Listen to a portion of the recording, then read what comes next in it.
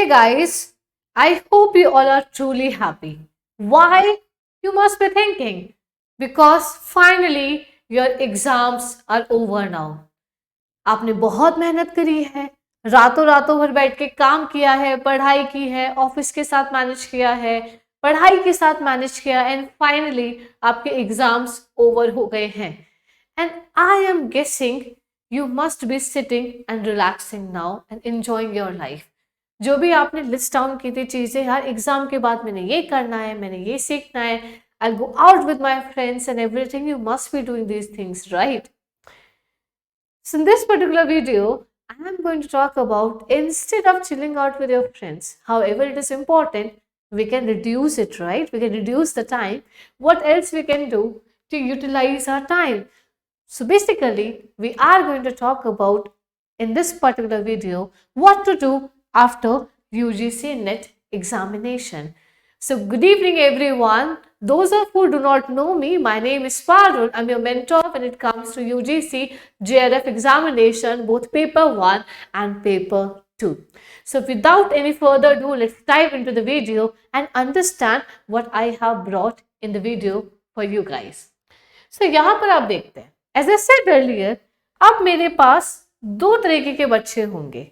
The first one who are sitting and relaxing and living their best life because exam तो भाई over हो चुके हैं. Exam के लिए पढ़ना था, पढ़ लिया, अब देखेंगे जो होगा रिजल्ट आने के बाद. First kind of students, right? अब बात करते हैं अलग तरीके के बच्चों के, who are being proactive and instead of relaxing whole day and after Netflix and chilling, these people are also thinking about what else to do. How can I utilize my time? Because I cannot chill and watch movies whole day. That's just a waste of time. We have second kind of students, and here the student is studying. What? Let's understand. So in this particular video, I really want you to shift from this to this. Yes, अब देखते हैं कैसे आप कर सकते हैं. So basically in this particular time till you are waiting for your result, what you can do? You can start preparing for PhD, right? Because why are you preparing for NET examination? What is the objective? What is the objective? To do PhD, to enroll yourself into PhD. So what are you waiting for? अब result आएगा तो आएगा, देखा जाएगा. अभी का time तो utilise करें, और कैसे अभी का टाइम यूटिलाइज कर सकते हैं देखते हैं. आप रिसर्च प्रपोजल स्टार्ट कर सकते हैं. इवेंचुअली पीएचडी का मतलब क्या है? You are going to research about a particular topic, so you can start writing a research proposal. It is the first step.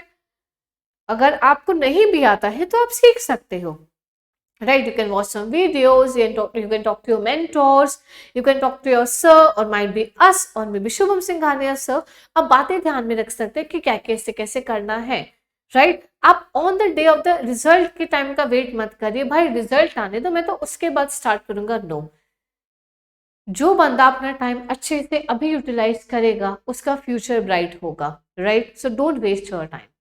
Then second we have topic. आपको पता है हर पीएचडी के लिए टॉपिक होता है, and it's very difficult to select a topic because even though हमें general knowledge सबकी होती है, right?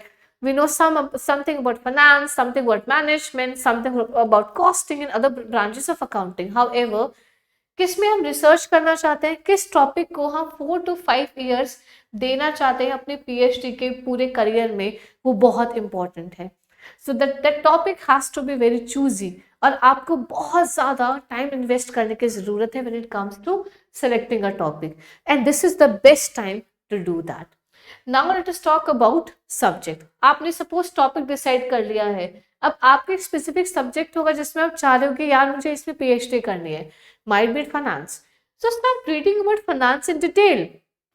आप सोचोगे मैम यार अभी तो पेपर खत्म हुए, पर पढ़ना तो पड़ेगा ही, क्योंकि you have chosen this field for yourself, right? And reading is excited.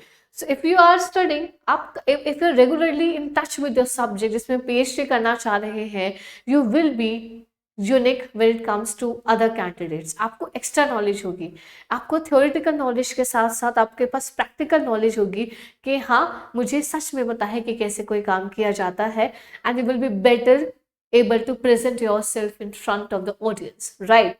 अब बात करते हैं एक इंटरेस्टिंग टॉपिक की। हाउएवर आपने एग्जाम तो दे दिया है, यू आर ऑल्सो थिंकिंग कि यार मैं सोच रहा हूँ पीएचडी ना अब्रॉड जाके करूँ, वहां ज्यादा मजा है, वहां की वैल्यू ज्यादा है, it's your perception might be, तब उसकी तैयारी कर सकते हैं। The point is last result का वेट मत करो कि भाई रिजल्ट आएगा तब मैं करूंगा, no that's not what I am suggesting to you as a mentor. Start acting now. Exam आपको 14 को ओवर हुए थे, राइट, एग्जाम आपके 14th को ओवर हुए थे।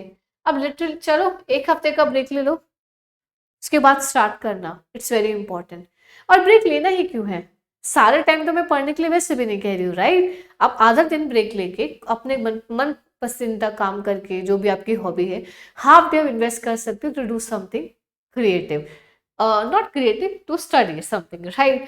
अब बात करते हैं नेक्स्ट वीडियो की, and that is I am saying video the next topic, and that is college task.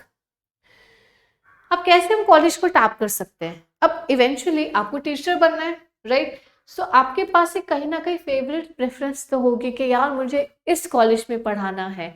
For instance when I wanted to be the teacher, all I wanted to be into Shri Ram college of commerce. I used to dream कि यार यहाँ पढ़ाएंगे तो कैसा लगेगा। सो list down करो अपने favourite colleges को, उनका क्राइटेरिया देखो कि क्या क्या वो क्राइटेरिया देखते हैं, राइट।